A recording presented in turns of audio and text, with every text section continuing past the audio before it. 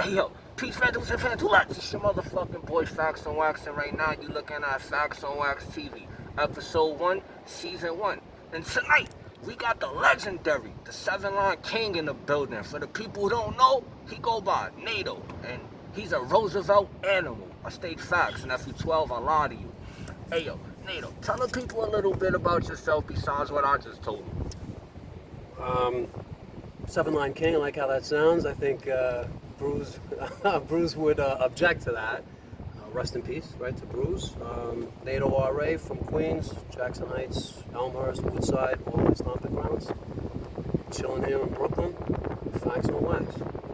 We in 2020 right now. Like, you was killing shit in the 90s. Can you tell the people and the viewers like how graffiti was looking like on the 7-line back in that time period?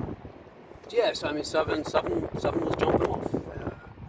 If you weren't there, it's hard to describe. It happened to be. I kind of lucked out because I was painting that line since I was a kid. But I lucked out because it wound up being like one of the most popping, train lines in New York at a certain point. It definitely was. SN, VE came through and they lit the whole thing up with the summer squash force fields. That kind of lit everything off. Kaz coming through, me, Bruce, Ghost, MQ. I mean, it was everybody. I think at a certain point, who was anybody was bombing the 7. Yeah, the 7 was definitely dope. What made you wanna king the 7 line alongside Bruce?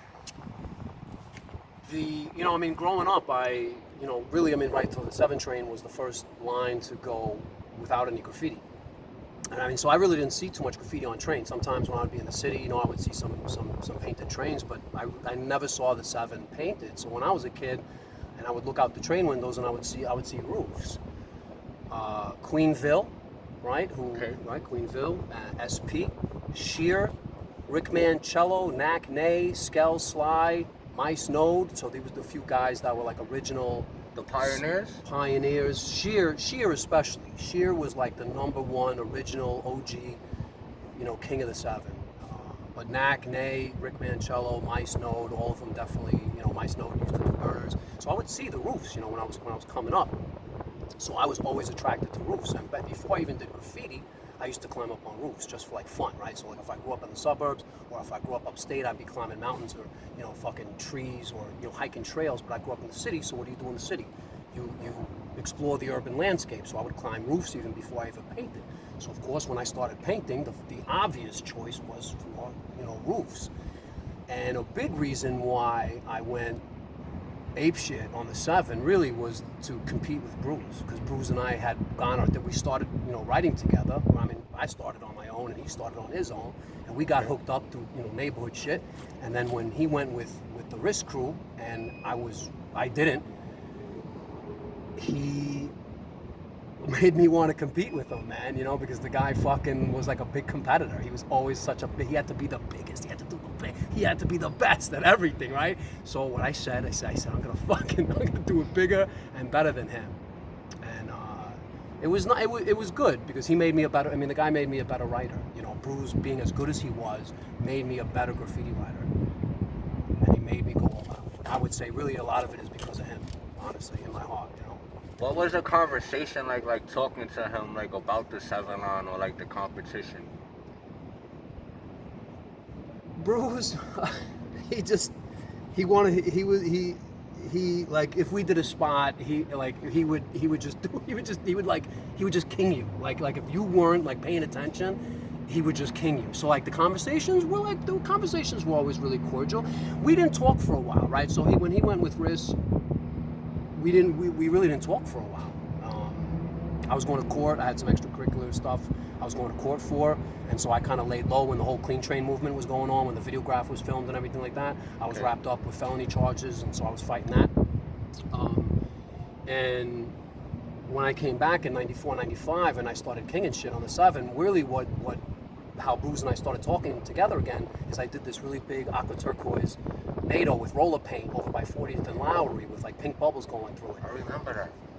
And when I did that, Bruce came to me on 74th Street. I'll never forget. I think he was with Maggie. And he approached me. He was like, "Yo, NATO, I saw that fucking shit you did." He was like, yo, respect. And then like we were friends again. And it was really nice because then we could have conversations about, yo, did you see so-and-so? Or did you see this guy? And so it was always, like two graffiti guys talking. It was never like competitive when we spoke. Who were some of the other people you see do anything on the 7 line besides yourself, besides yourself, bro? Who's the rest of them? Well, definitely, Kez. Kez, fucking from Bushwick, the fucking guy king some spots in this. I gotta give the guy like a tremendous amount of credit. He brought Bushwick style bombing to, Elmhurst and Jackson Heights. The dude fucking like just rock shit all down like Broadway, right? I grew up over by Broadway. Which leads me really to, Giz, VE, and SN. I would say that they fucking really, went to town, on the 7. As far as Queens guys are concerned, later generations, Shonix, right? SNX, Evil Zexor. Shout out Bryan High School. Zexor really, did his thing on the 7 line too, where he was from Bushwick, and the guy fucking came out and did like a ton of spots. He was talking about like people, which I call Corona bombers, right? Like a lot of people. The Corona bomber conversation. Yeah. Like there's a lot of people who's popping up during the Corona. Who are some of the people you would like to see like make a comeback during Corona? It's weird because as you and I were talking about before, I feel like that, and I gotta say this, I feel like graffiti is an addiction, and for better or for worse, it's an addiction, and alcoholism is kind of, people with time on their hands because of the Corona stuff, people are getting back, alcoholism is coming back, drug addiction, right, domestic violence, right, you got people who have too much time in their hands, and like some guys might be coming back because they have time in their hands, and like the addiction has time to kind of come back and root itself again, right? And I find myself fighting those demons as well. But so I don't know if I really wish anybody would you know what I mean? Like in my heart, like if people have moved on from graffiti and they've kind of like gone on to different things. I don't, it's nice to see guys. It's nice to see TD up, in particular, Yeah, he had a crazy comeback.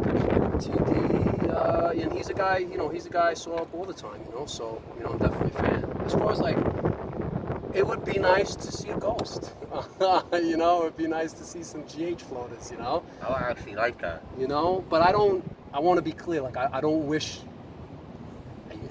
that on anyone in the sense of like if you're doing better with your life, and stay retired. It's probably better. It's probably better. There's so many closed circuit cameras everywhere. It's such a different game now. Because I walk around and I scope shit out, and it's like there's cameras everywhere, right? And we had a conversation about cameras and videoing, and you kind of have to watch where like there are complaints, and so if a guy comes back my age, and he makes a comeback, and he's bombing like it's '98.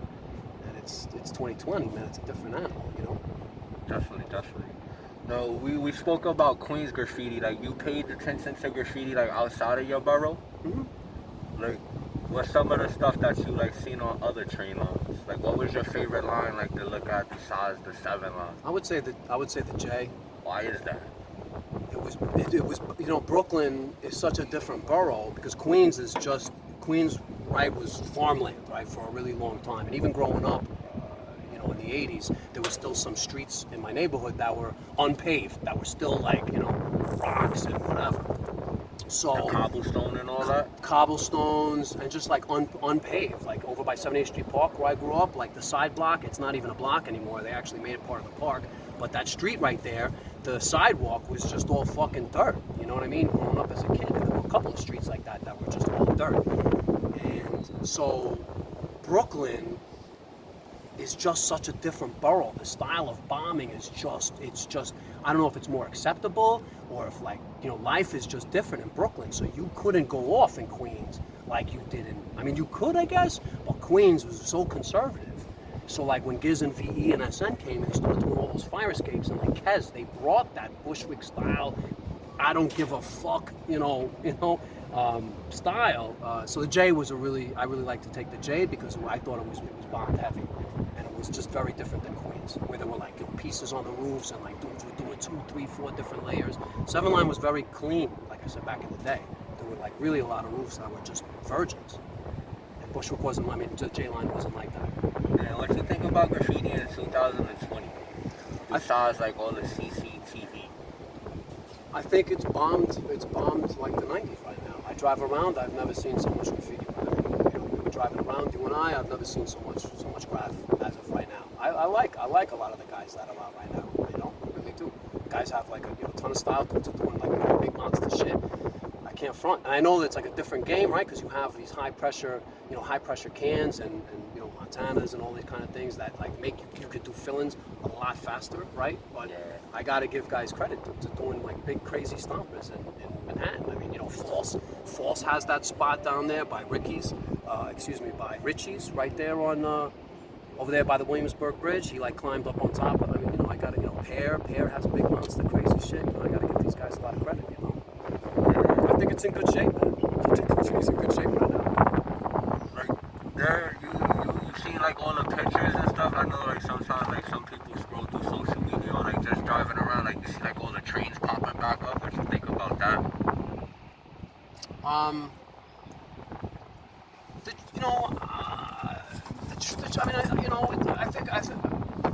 don't know. You know, it's weird. I feel like the trains are like, it looks like a lot of Europeans.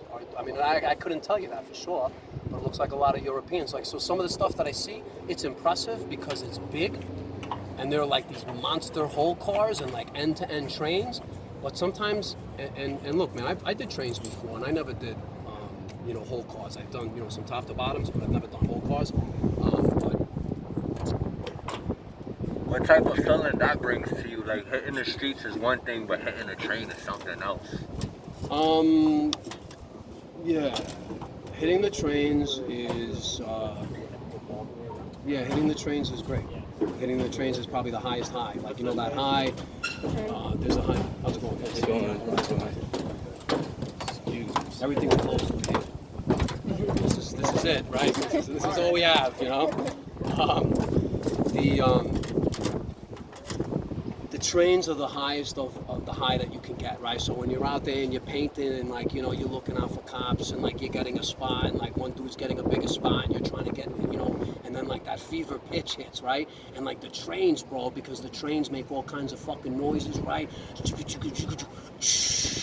And it's even worse. When that shit gets fucking quiet, it's even fucking worse, bro. You think it's bad that the trains are making noise, right? You're in there, it's like, and then when everything goes fucking quiet, bro, it's even worse. But that adrenaline is fucking rocketing through your fucking system. So painting trains is a lot of fun, So like the trains that the guys are doing, I just thought some of it that I've seen has not been, listen, I saw that bruise, rest in peace, on the train, right? That somebody did. That was that came out fire. That was fucking quality. I've seen the Kez, right? That was fucking quality. I've seen some quality stuff on the train. Some of the stuff I've seen is big and it's impressive because it's big and it covers.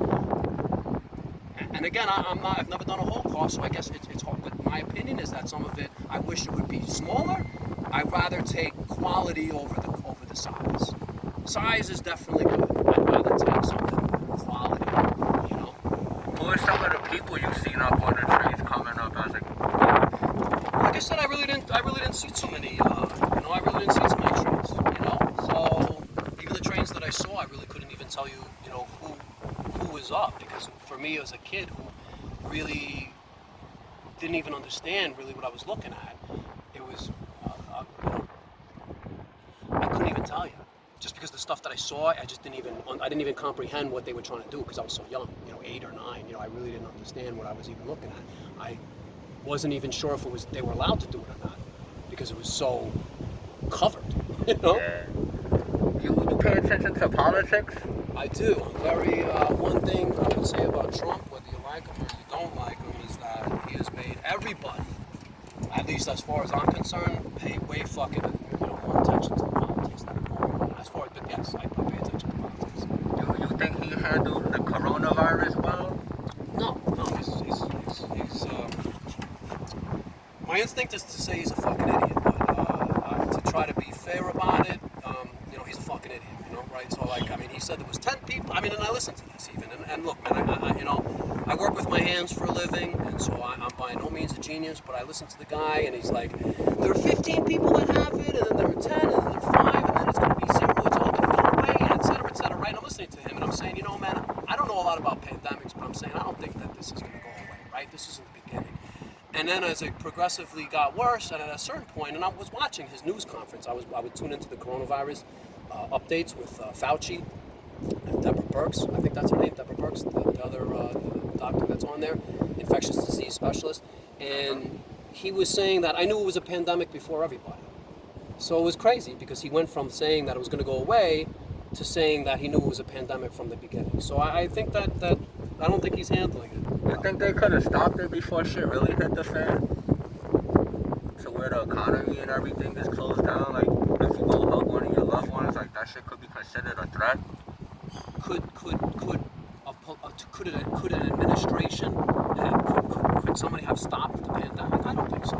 I think being a global society and the way we exist in 2020 and as humans, with the way we travel, I don't think you could have stopped anything like this. I think we could have been better prepared, but I don't think it's only Trump's fault. I would say that the governors definitely bear some blame, and the mayors definitely bear some blame. I mean, the mayor of New York City, I'm not a de Blasio fan, but irrelevant of that, are you saying that we weren't ready for a pandemic? We didn't have, I mean, we're the fucking center of the world.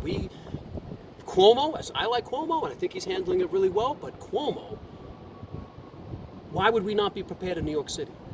Why would we not have a stockpile of PPE? Why would we not have a plan in action before anything like this happened? I think Cuomo did good, and I think de Blasio's done well as well, but I don't think anybody could have stopped it. In hindsight, it's easy to throw rocks, but...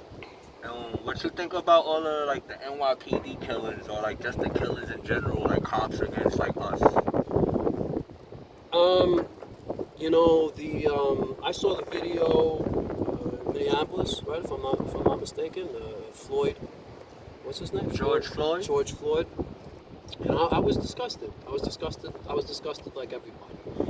And you know, I think it was Will Smith said that racism, you know, racism is now, it's just being televised now. It's just being recorded now. It never went away. It's just being recorded now. So I think that you know, look, I think there are good cops and I think there are bad cops. The problem is when you get a bad cop, he's got a fucking gun.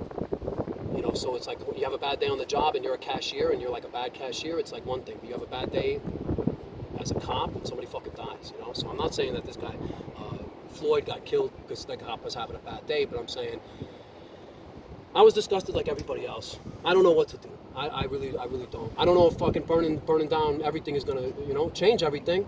It may be a catalyst, but I don't know, you know? I mean, so now they burned, right, in Minneapolis, they burned down that whole new construction project, right? It was affordable housing being in the community, and it was being built by, I would assume, people that live in that neighborhood. So now all those people that project has been burned down, all those people are out of work, and now that development might not get built. Is that the answer? I don't know. Maybe, possibly, and I'm not winning any fans, maybe. If people want to make a difference, maybe they join the police force.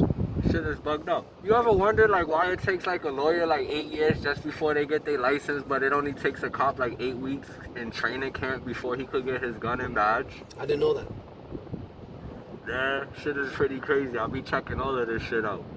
No, I didn't know that. It's quite scary these days, the shit that's going on in New York City. Well, I thought it was, you know, it was even worse when I was coming. In the world in general. When I was growing up, the cops didn't even have to live in New York City. So you'd get a cop from fucking, you know, and I've been told to my face. That's the crazy part. Some of them still don't live in New York City. Like, they live in West Bubblefuck. They just come to our neighborhoods, like, to work the precincts. I think that's a problem. I think if we're going to have a police force that's policing the boroughs, I think that people should live in the community so they can understand the interactions of people in the community. Right? You can't come from fucking Mineola, or you can't come from Suffolk County or Patchogue, and you can't come into the city and expect to understand what the fuck's going on. When I was a kid growing up, I got told to my face, do you think you're an N, right? Do you think you're a spick, right? I mean, I've been told by cops to my face, and I would tell my mom, and I would say, you know, you tell me the cops are like good, you know, right? My mother, you know, raised me to think that the police are good people, right? And that, you know, you trust the government and so on and so forth. I know you can only laugh, but would tell her, and she wouldn't even believe me. So I think it's interesting. I think it's great that now we have videotape of all this crazy shit that's going on. It's just insane. I don't know. I don't even know what to do. I don't even know what to do. I don't know what the answer is. I wish I did. Shit's insane. What's the future looking like for NATO? I don't know, man. It's tricky, you know. As far as my civilian life, graffiti, both. Just as a general. Just in general. Don't gotta tell so much.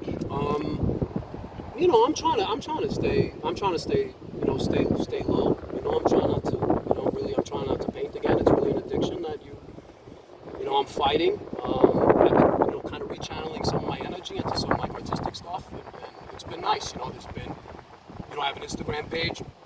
You know, I haven't been on Instagram for a long time, so I have an Instagram page, and people have reached out to me for things, and it's kind of nice to be able to do some artistic stuff again. You know, really, I put it on the back burner for a long time, and I've actually been doing some artistic stuff again. So it feels good to kind of be creative again.